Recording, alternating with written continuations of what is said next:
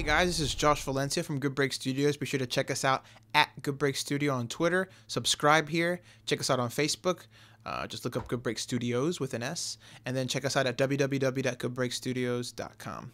Today we're going to be looking at the Xfer OTT. I'm going to refer to it as transfer moving forward.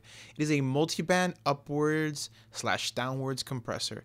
And to be completely honest, until I messed with it and kind of now, I really don't know what that means. So this plugin did just drop today. It is free AAX 64-bit, so you could use it on Pro Tools 10 and 11 just fine between sessions, which is nice. And it's also available in RTAS. Actually, I don't think it's available in RTAS. I think it's just AU and VST. So basically the way I'm going to use this is in a non-EDM fashion, which is what I think this was made to do. We're going to use this on like a straight up acoustic track, but it has some unique features that you could use on your mastering chain to bring out the high end and make your mixes a little more present, while at the same time maintaining dynamics, which is really, really neat. Now I am using it, I'm using this depth knob, which is the mix from what I can hear, and these and this time knob. This is kind of the attack and release all-in-one kind of deal. And the farther you get to the left here, just so you know, it goes from 100 in the middle all the way up to 1,000. So this is way more macro here. You're making huge leaps and bounds, whether on this side you're kind of more micro. But and then these two knobs are your gain in and out. So that's kind of what the plugin is. These down here are meters. I'm not entirely sure what they mean, and they do keep on changing, even though I don't have anything coming through to them. Just maybe some hiss. Maybe it's picking up the hiss from a couple plugins here. But you have the high, you have B, which I'm not entirely sure what B is, but I'm gonna go with below high, which would be mids, and then you have your low.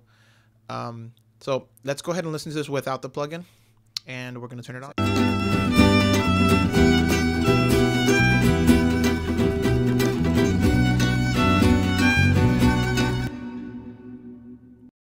So you can kind of get an idea where the mix is without the plugin engaged. I'm going to go ahead and drop this depth down, which I'm going to prefer to mix from here on out. I'm going to go ahead and drop that down about 12, but the time at about 300. I felt good there. It is kind of hard to dial in since it is so macro on this side. Let's go listen.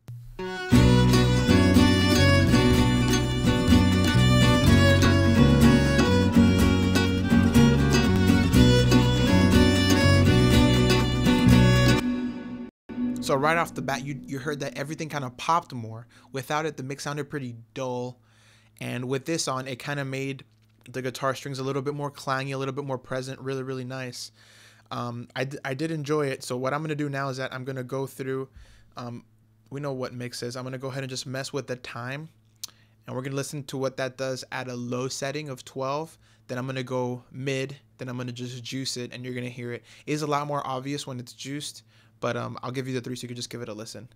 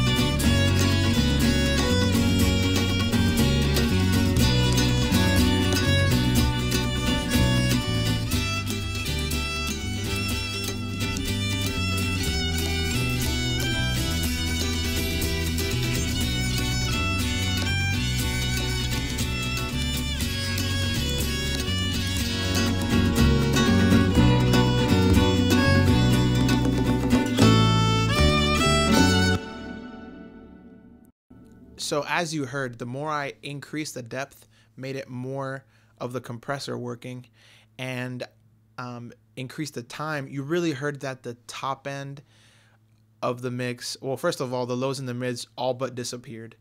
The more I juiced the time and the depth. So especially when the depth was all the way, the time really, really impacted what was going on there.